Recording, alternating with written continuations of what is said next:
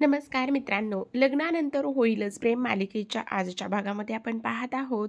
आता जीवा नंदिनीला मनवण्यासाठी खूप काही गोष्टी इथे करत असतो. तिच्याशी बोलण्याचा त्याने प्रयत्न तर केलेलाच असतो, पण ती काही त्याला भाव देत नसते किंवा त्याला सरळ सरळ टाळतच असते. आता दुसऱ्या दिवशी सकाळची वेळ असते आणि जीवा लवकरच उठून किचनमध्ये आलेला असतो. मस्त शेप बनलेला असतो तो. ॲप्रॉन वगैरे त्यानं घातलेलं असतं आणि इथं नंदिनीसाठी मस्त ऑमलेटचा त्यानं घाट घातलेला असतो.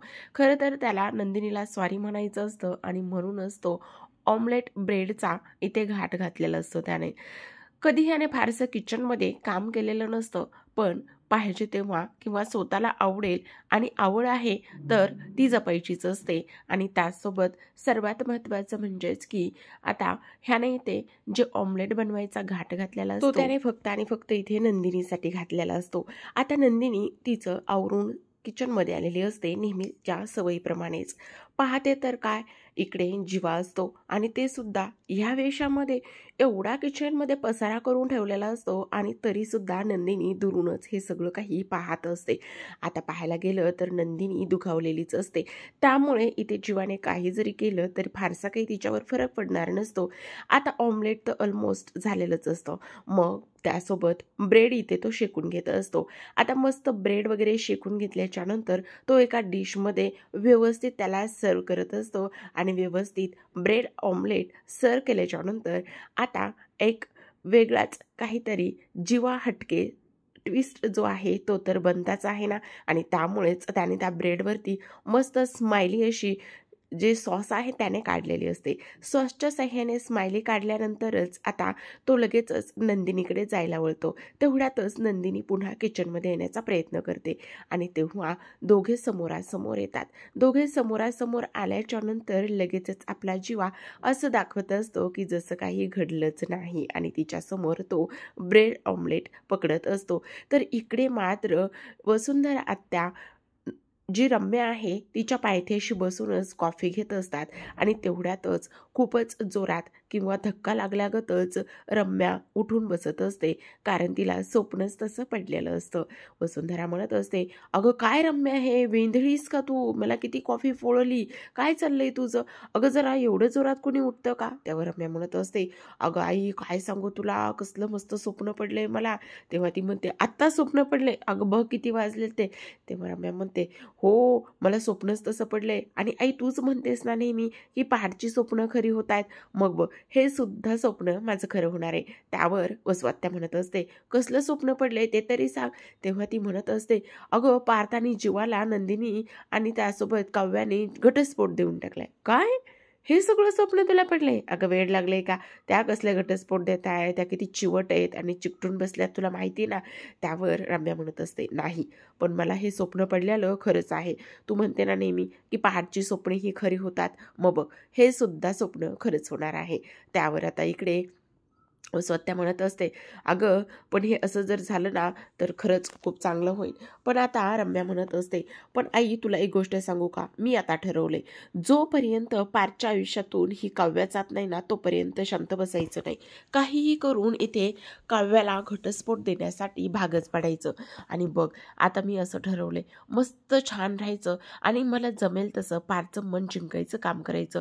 एक दिवस नक्कीच येईल की तो पार्थ काव्याला विसरून त्याला काव्यापेक्षा चांगली, समजदार आणि मंजूळ अशी ही रम्याच वाटेल आणि बघ तो दिवस माझ्यासाठी लांब नसणार आहे. ह्या सगळ्या गोष्टी आता रम्या बोलत असते. तेवढ्यातच आता इथे वसवात्या म्हणत असते, अगं रम्या तुला एक गोष्ट सांगू का, खरंच त्या मुली खूप जास्त चिवट आहेत आणि ही आपली जी 2 मुलं आहेत ना ती ओल्ड लव्हड नाही येतं आणि त्यासोबतच त्यांचा प्रेमावरती प्रचंड विश्वास आहे आणि त्यांचा प्रेमावरती प्रचंड विश्वास असल्याकारणानेच ते दोघंसुद्धा त्यांना त्या दोघींना चिकटून बसलेली आहेत ना, असंही ते वसवात्या म्हणत असते. पण तेव्हा रम्याचा मूड ऑफ होतो. ती म्हणते, अगं आई प्लीज तू असं बोलू नकोस ना, तूच जर असं बोललीस तर मग कसं होईल आणि ह्या सगळ्या गोष्टी प्लीज तू अशा नको ना बोलू. हे सगळं काही आता इथे रम्या बोलत असते आणि रम्याने ह्या सगळ्या काही गोष्टी आता बोलल्याच्या नंतर मात्र प्रेक्षकांनो, सर्वात महत्त्वाची गोष्ट म्हणजेच की जी आता वसुआत्या आहे, वसुआत्या म्हणत असते, हो अगदीच बरोबर मी बोलत आहे, कारण हे सगळं ह्या पद्धतीनेच होणार आहे. पण रम्या मात्र तिचे होप सोडत नाही. ती म्हणत असते, नाही, हे सगळं जरी ह्या पद्धतीने झालं तरी सुद्धा मी रम्या आहे आणि मी रम्या ही फक्त आणि फक्त पार्थचीच असणार आहे आणि पार्थ एक दिवस नक्कीच काव्याला डावलून रम्याची चॉईस करेल आणि मग त्या नंदिनीचा जळफळाट झालेला आणि तिचा तो पडलेला चेहरा मला पाहायचा आहे. इकडे आता पार्थने आपल्याच स्वतःच बनवलेल्या ब्रेड ऑमलेटचं तो कौतुक करत असतो आणि म्हणत असतो, कोणी बनवलंय हे ब्रेड ऑमलेट? जो जीवा आहे ना, जीवा शेफ, त्याने हे ब्रेड ऑमलेट बनवले आणि बघ ना, घे ना प्लीज प्लीज प्लीज, तू टेस्ट करून बघ ना. आणि तेव्हा ती म्हणत असते, काय हे सगळं कोणासाठी बनवलंय? अगं कोणासाठी म्हणजे काय, हे मी तुझ्यासाठी बनवलंय, तू एकदा ट्राय तरी करून बघ, बघ तुला नक्कीच आवडेल, एक नंबर ब्रेड ऑमलेट बनवलंय मी. त्यावर ती म्हणत असते, पण नकोय मला. तो म्हणतोस, का का नकोय तुला, आवडत नाही का? तेव्हा ती म्हणते, तसं काही नाहीये, पण मला नकोय. असं काही नाहीये ना, मग थांब मी भरवू का तुला? तेव्हा ती म्हणत असते, नाही त्याची काही गरज नाही. तेव्हा तो म्हणत असतो, नाही थांब मीच भरवतो तुला. मी कसं त्यावेळेस जेव्हा वटपौर्णिमेच्या वेळेस मी तुला श्रीखंड भरवलं होतं आणि तेव्हाच इथे आता नंदिनीला खरंच त्याने भरवलेला श्रीखंडाचा तो दिवस आठवत असतो आणि तेव्हा मात्र इथे आता जीवा लगेचच ऑमलेटचा एक बाईट हातामध्ये घेत असतो आणि ऑमलेटचा एक बाईट हातामध्ये घेतल्याच्या नंतर तो म्हणत असतो, प्लीज खा ना, मी भरवतो तुला. तेव्हा कसं मी भरवलं होतं ना, तसंच मी आत्तासुद्धा भरवू शकतो तुला. आणि काय प्रॉब्लेम आहे, का नको म्हणतेस तू? सांग ना, काय झालंय नंदिनी, अशी का वागतेस तू माझ्याशी? जसं काही काही झालंच नाहीये. म्हणजे पालत्या घड्यावर पाणीच, एवढी आता नंदिनी सगळं काही काल बोललेली असते, एवढं सगळं काही त्याच्या हातात घटस्फोटाचे कागद दिलेले असतात, पण हा महाशय मात्र अगदीच काहीतरी न झाल्यासारखं. आणि आता नंदिनी समोर चांगलं, एका दिवसात थोडी ना चांगलं बनणार आहे तो तिच्यासमोर, पण तरी सुद्धा इथे ऑमलेट बनवायची तर खूपच मस्त भन्नाट अशी प्रॅक्टिस केलेली असते आणि बनवलेलंही असतं ऑमलेट. तेव्हा आता नंदिनी म्हणत असते, पण मला नकोय, मी आज नॉनव्हेज खातच नाहीये, आजचा दिवस असा आहे की मला नॉनव्हेज खायचं नसतं. तेव्हा तो म्हणत असतो, काय सांगतेस, हे तर मला माहीतच नव्हतं. मग एक काम करतो मी, तुझ्याकरिता ना मस्त काहीतरी व्हेज बनवतो. काय बनवू सांग, काय चालेल तुला व्हेजमध्ये? तेव्हा आता नंदिनी चिडते आणि ती म्हणत असते, तुमच्या हातचं काहीही नकोय मला, तुम्ही बनवलेली कोणतीही डिश मला चालेल. असं म्हणता क्षणी आता मात्र जीवाला धक्का बसलेला असतो, कारण तिचं उत्तर ऐकून जीवाच्या मनामध्ये प्रश्न पडलेला असतो आणि तेव्हाच आता पुन्हा तो म्हणत असतो, अगं पण असं का करतेस, प्लीज सांग ना. पण ती म्हणत असते, नाही नकोय म्हटलं ना, मला तुम्ही बनवलेली कुठलीही डिश चालेल. आता नंदिनी हे सगळं काही बोलते, कारण आता तिचं मनच तेवढं दुखावलेलं असतं आणि हे सगळं काही बोलल्याच्या नंतर जीवाला जो धक्का बसतो तो सुद्धा अगदीच तेवढाच असतो. आता जीवा हातामध्ये ती ब्रेड ऑमलेट बनवलेली प्लेट तशीच असते आणि नंदिनी तिचं काम करायला सुरुवात करत असते. आता मात्र कुठे जीवाला जाऊन कळतं की आपण खरंच नंदिनीला मनवायला हा जो काही गेम किंवा ही जी काही आयडिया घेतली होती ती तर आता वर्क झालेली नाही. आता मला नक्कीच दुसरा काहीतरी प्लॅन करावा लागेल किंवा ह्या सगळ्या गोष्टीमध्ये थोडासा विचार करावा लागेल. सेम पद्धतीने आपली नौटंकी काव्यासुद्धा पार्थचं मन जिंकण्यासाठी सगळं काही करायला घेतलेलं असतं. तिने आता इथे पार्थ येण्या अगोदरच, म्हणजे पार्थ आंघोळीला गेलेला असतो आणि पार्थ येण्या अगोदरच तिने त्याच्यासाठी त्याचे पूर्ण कपडे काढून ठेवलेले असतात, ज्याला की आता तो ऑफिसला घालून जाणार असतो. सगळं काही, सगळ्या वस्तू असतात तिथेच, त्याचं वॉलेट असतं, वॉच असते, बेल्ट असतो, रुमाल असतो, हे सगळं काही इथे काव्याने काढून ठेवलेलं असतं. आणि तेव्हाच आता पार्थ म्हणत असतो, हे काय आहे? तेव्हा ती म्हणत असते, काय आहे, कोणी केलंय हे सगळं? जसं काही हिला माहीतच नाही किंवा ही त्यामध्ये नाहीच आहे असं पण म्हणत असते. तेव्हा तो म्हणत असतो, हे सगळं कोणी केलं, हे सगळं करायची काहीच गरज नाहीये. तेव्हा ती म्हणत असते, हो बहुतेक ना मगाशी एक परी इथे आली होती आणि ती परी आल्याच्या नंतर तिने अशी छडी फिरवली आणि हे सगळं काही ठेवलंय. आणि तुम्हाला सांगू का पार्थ, ती परी कोण होती? तर ती परी काव्या होती. हो, हे सगळं काव्याने केले आणि हे कोणासाठी केले? पार्थसाठी केले. तेव्हाच आता पार्थ तिच्याकडे पुन्हा रागाने पाहत असतो. जसं काही आता खरंच काव्याने एवढं सगळं केले आणि त्याला आवडलं नाही. पण प्रेक्षकांनो पाहायला गेलं तर कुठेतरी एका तरी पॉईंटला जाऊन 1% तरी पार्थच्या मनामध्ये थोडंसं बरं वाटत असतं. कमीत कमी फक्त मी घटस्फोटाचे कागद यांच्यासमोर ठेवलेत तर ह्या एवढं चांगलं वागायला लागल्यात असं तिला वाटत असतं. आणि तेव्हाच आता इथे काव्या तिने काढलेले कपडे हातात घेते आणि पार्थसाठी देण्याचा प्रयत्न करत असते. पण पार्थ मात्र आहे ते कपडे तसेच ठेवतो आणि कपाटाकडे वळतो.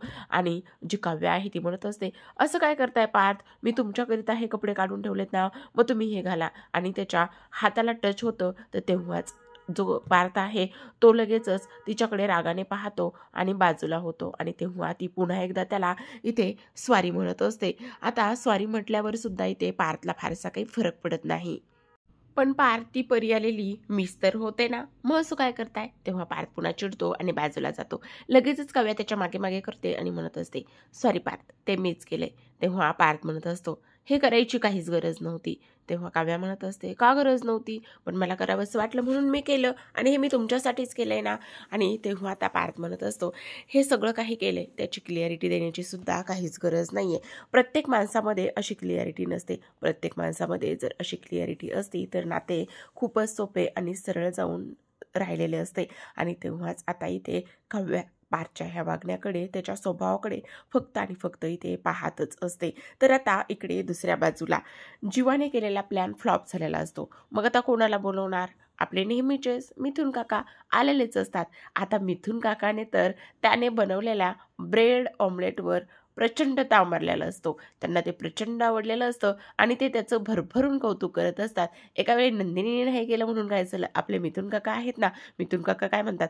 मिथुन काका म्हणतात, अरे जीवा तू एवढा मोठा शेफ आहेस, खरंच मला वाटलं नव्हतं तू एवढा मोठा शेफ आहेस म्हणून. आपण एक काम करूया, मस्त स्टॉल टाकूया, तू ब्रेड ऑमलेट बनवत जा आणि मी देत जाईल. आणि मग परत संध्याकाळी घरी येताना खूप सारे बंडल पैशांचे घेऊन येत जाऊ. आणि तेव्हाच आता जीवा चिडतो आणि म्हणत असतो, तू इथे मी तुला इथे मस्करी करण्यासाठी बोलवलंय का? नाही ना बोलवलं. मग माझ्यावर हे सगळं काय होतंय? मला ह्यावर सोल्युशन काढायचं आहे म्हणून मी तुला इथे बोलवलंय आणि तू माझी मस्करी करतोयस. तेव्हा आता मिथुन काका म्हणत असतात, मग मस्करी नको करू तर काय करू मग? आता एवढं तू नंदिनीसाठी बनवलंयस पण त्याचा काय फायदा झाला? अरे तुझं काय चाललंय ते तुला कळतंय का? नाही ना कळत. त्यावर आता इथे जीवा म्हणत असतो, मग काय करू? मला नंदिनीला गमवायचं नाहीये, मला तिला मनवायचंय. त्यावर आता मिथुन काका म्हणत असतात, हो ते सगळं काही खरं आहे, पण एक महिना ती पोरगी तुझ्यासोबत चांगली राहिली आणि एका महिन्यात तू काय केलंयस? तू तिच्यासोबत चांगला राहिलायस का? नाही चांगला राहिलायस ना. मग आता हे सगळं काही तिचं वागणं आहे ते तुला झेलावंच लागणार आहे, त्यात काहीही फरक पडणार नाही. त्यावर आता जीवा म्हणत असतो, अरे पण काय करू ते तरी सांगणार आहेस का आता मला तू? त्यावर आता इथे मिथुन काका म्हणत असतात, काहीही फायदा होणार नाहीये, कारण नंदिनी आहे ती नंदिनीने तिचं म्हणणं बदललंय. म्हणजे एवढी स्वज्वळ, एवढी शांत मुलगी असणारी ती एवढी सगळी बदलली आहे म्हटल्यावर विचार कर काय होणार आणि कशा पद्धतीने सगळं काही होणार. हे सगळं काही मिथुन काका जीवाला सांगत असतात. तर आता इकडे दुसऱ्या बाजूला काव्या घड्याळात पाहते आणि काव्या म्हणत असते, पार्थ देशमुख पटकन आवरा तुम्ही. आज ही काव्या तुमच्यासोबत तुमच्या एसीच्या गाडीमध्ये येणार आहे आणि तुम्ही नेहमीच म्हणत असताना मी क्लासला सोडतो. तर मग आज तिने ठरवलं आहे की आज वेळ वाया घालवायचा नाही आणि सरळ सरळ तुमच्यासोबतच इथे क्लासला जायचं आणि तुमची मस्त एसीची गाडी आणि त्यामध्ये बसून जायचं आहे आणि मी येणार आहे तुमच्यासोबत. आणि तेव्हाच आता काव्या ह्या सगळ्या गोष्टी बोलत असते आणि पार्थ आणि फक्त तिच्याकडे पाहतच असतो. आणि तेव्हा काव्या म्हणते, न्याल ना मला तुम्ही तुमच्या एसीच्या गाडीत, सोडाल ना मला तुम्ही तुमच्या एसीच्या गाडीत. आणि तेव्हाच आता इथे पार्थ म्हणत असतो, त्याची काहीच गरज नाहीये. पण काव्या म्हणत असते, असं कसं? ज्या गाडीमध्ये किशोर कुमारजींची गाणी वाजतायत त्याच गाडीतून आज मला जायचंय, ज्याचा एसी सुद्धा खूपच छान असेल.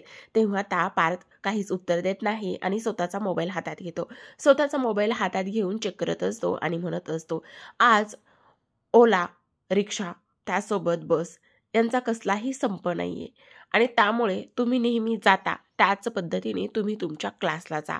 मी तुम्हाला घेऊन जाणार नाही, मी तुम्हाला सोडणार नाही. आणि तेव्हाच आता काव्याला शॉकच बसतो. काय हा एवढा पार्थ माझ्या मागे पुढे करणारा, सोबतच माझी प्रत्येक गोष्ट इथे आवडीने जपणारा, आज सरळ सरळ मला म्हणतो की बसचा संप नाही, ॲटोचा संप नाही, सोबतच ओलाचा सुद्धा संप नाहीये.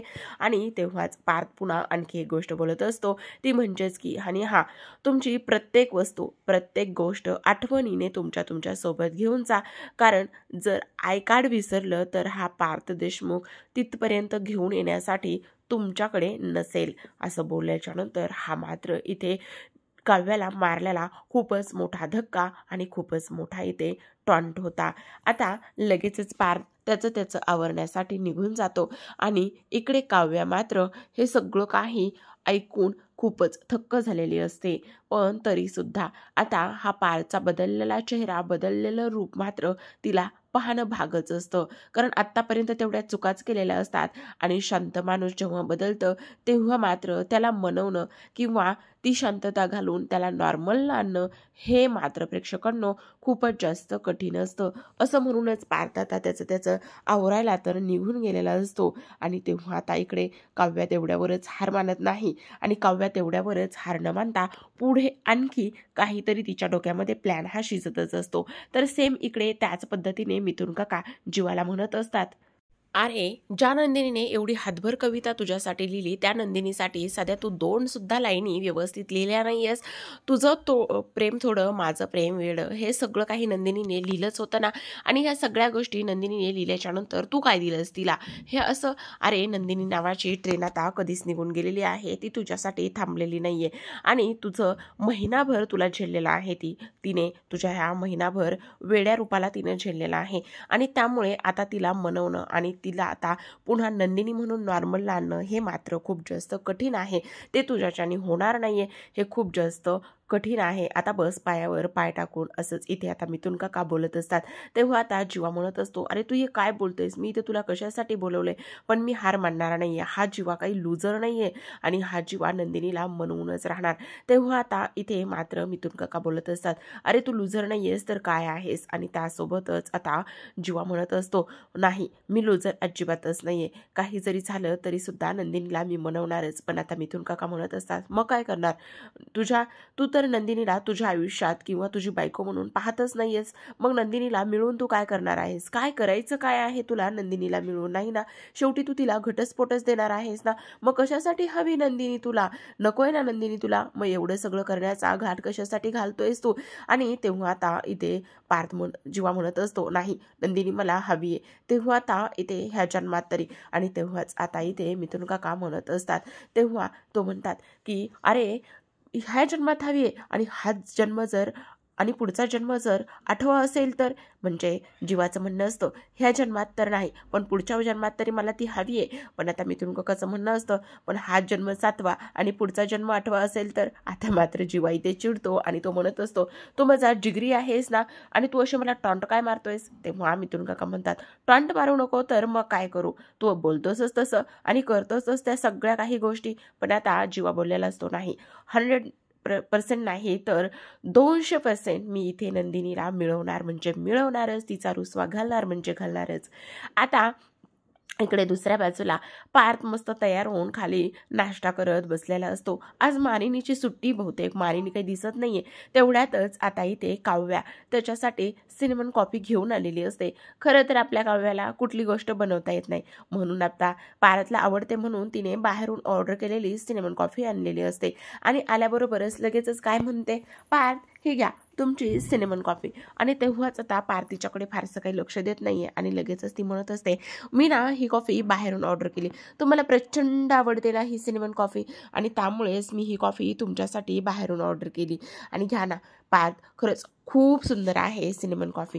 आणि त्यासोबतच इथे घ्या ना पार्थ, असं काय करताय, बघा ना किती छान अशी तुम्हाला आवडते तशी सिनेमन कॉफी मी तुमच्याकरिता ऑर्डर केलेली आहे. थांबा एक मिनटं, मीच तुम्हाला ही ओपन करून देऊ का? थांबा थांबा, मीच तुम्हाला ही ओपन करून देते आणि तुम्ही एकदा ही ट्राय करा ना, खूपच सुंदर आहे, तुम्हाला आवडते म्हणूनच मी तशी सिनेमन कॉफी ऑर्डर केलेली आहे.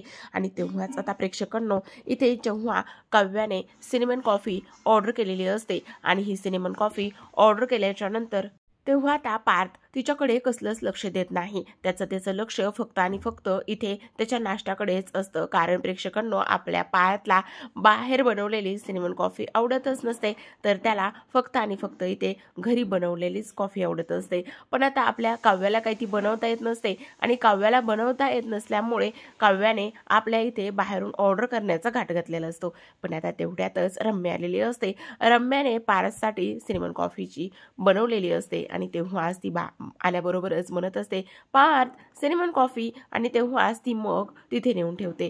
आता मात्र काव्याला प्रचंड राग आलेला असतो. अगोदरच रम्या जी आहे ती काव्याच्या डोक्यात जाते आणि त्यात पुन्हा तिने हिच्या प्लॅनचे 12 वाजवलेले असतात आणि म्हणूनच आता ती प्रचंड चिडते.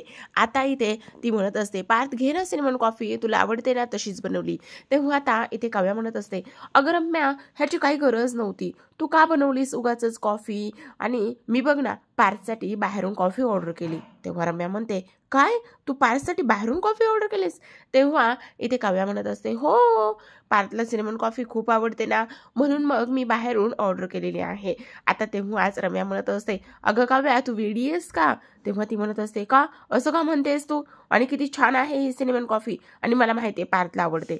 तेव्हाच आता रम्या म्हणत असते, अगं पार्थला सिनेमन कॉफी आवडते, पण कुठली आवडते, त्याला घरीच बनवलेली सिनेमन कॉफी आवडते. आणि तेव्हाच आता काव्या पार्थकडे पाहतच असते आणि काव्याने पार्थकडे पाहिल्याच्या नंतर तिला मात्र खूपच मोठा धक्का बसलेला असतो आणि ती म्हणत असते, हे तर मला माहीतच नव्हते, पण काय फरक पडतो, खरं पाहायला गेलं तर ही सुद्धा खूपच कमाल आहे, हे घेऊ शकतात ना, घ्या ना पार्थ तुम्हीही. पण आता मात्र इथे पार्थ काव्याने मागवलेली सिनेमन कॉफी न घेता इथे रम्याने बनवलेली जी सिनेमन कॉफी आहे तोच ती घेतो आणि तोच ती घेतल्याच्या नंतर आता मात्र काव्याला खूप मोठा धक्का बसलेला असतो. कारण आत्तापर्यंत असं कधीच झालेलं नसतं की सर्वांसमोर तरी इथे पार्थने काव्याची बाजू नेहमीच घेतलेली असते. तिच्या पाठीमागे तो नेहमी खंबीरपणे सुद्धा उभा राहिलेला असतो. पण आज मात्र इथे तिने बाहेरून ऑर्डर केलेली सिनेमन कॉफी न घेता रम्याने बनवलेली सिनेमन कॉफी घेतलेली आहे. म्हणजेच आता इथे काव्याच्या एक गोष्ट तर लक्षात आलेली असते आणि ती म्हणजेच की पार्थ आपल्याकडून किती जास्त दुखावलेले आहेत आणि त्यासोबतच एवढे दुखावलेले असताना आता आपण ह्यांना मनवणं किंवा ह्यांना जिंकणं खूप कठीण असतं. ह्या सगळ्या गोष्टी तिच्या लक्षात आलेल्या असतात. तर प्रेक्षकांनो, पुढील भाग तर अप्रतिम असा त्यांनी दाखवलेला आहे. काय आहे ते जाणून घेण्याआधी तुम्ही जर आत्तापर्यंत आपल्या चॅनलवर नवीन असाल आणि तुम्हाला अशाच नवनवीन मालिकांचे रिव्ह्यू ऐकायचे असतील तर चॅनलला सबस्क्राईब करा. तर आता इथे पार्थने काव्याने मागवलेली किंवा ऑर्डर केलेली सिनेमन कॉफी तर घेतलेलीच नसते, पण रम्याने बनवलेली तो कॉफी घेत असतो आणि कॉफी घेत असताना एक गोष्ट तो बोलतो आणि ती म्हणजेच की तो म्हणत असतो, खरं सांगू का, ह्या कॉफीतली सगळ्यात जास्त आणि महत्त्वाची गोष्ट मला कुठची आवडते? तेव्हाच रम्या म्हणत असते, कुठली? ही कॉफी आपली चव कधीच बदलत नाही आणि सर्वात महत्त्वाचं म्हणजेच की उगाच झालेला बदल हा मला अजिबातच आवडत नाही, जो की आता इथे काव्यामध्ये दिसत आहे. इकडे आता नंदिनीचं आटोपलेलं असतं आणि नंदिनी इथे आनंद निवासला निघालेली असते. आनंद निवासला जात असताना मानिनी तिथे येते आणि मानिनी म्हणत असते, अगं तू एकटीच चाललीस का? आणि थांब ना, जीवा तुला सोडेल. ह्या काय, जीवा येतच आहे. अरे काय रे जीवा, सोडशील ना नंदिनीला? तेव्हा आता जीवा म्हणत असतो, हो अगं मी असताना तू नंदिनीची काळजी करूच नको, हा जीवा आहे ना, मग त्याच्या नंदिनीला तोच सोडणार, असं मस्त फिल्मी स्टाईलने इथे जीवा मानिनी समोर बोलत असतो. पण किती माती खाल्लेली आहे हे मानिनीला थोडी ना माहिती आहे. तेव्हा आता नंदिनी काही थोडी कमी असते. नंदिनी इथे बोलत असते, नाही माझी मी जाईल. तेव्हा जीवा म्हणत असतो, असं का करतेस, मी आहे ना, मी सोडवेल ना. तेव्हा ती बोलत असते, तुम्ही आत्ता आहात हो, पण जेव्हा तुम्ही नसाल तेव्हा कोण सोडवेल मला? असा प्रश्न बोलल्याच्या नंतर आता मात्र मानिनीला खूपच मोठा धक्का बसतो। जीवा तर तिच्याकडे पाहतच असतो, कारण नंदिनीने हा प्रश्न केल्यावर मानिनीला सुद्धा इथे खूपच मोठा धक्का लागलेला असतो। तर प्रेक्षकांनो, आज अशा पद्धतीने आजचा एपिसोड झालेला आहे। भन्नाट असा आवडला असेल तर नक्की चॅनलला सबस्क्राईब करा, व्हिडिओला लाईक करा आणि छान छान कमेंटद्वारे तुमचा अभिप्राय कळवा। भेटूयात मस्तपैकी उद्याच्या भागामध्ये, तोपर्यंत पाहत रहा लग्नानंतर होईलच प्रेम।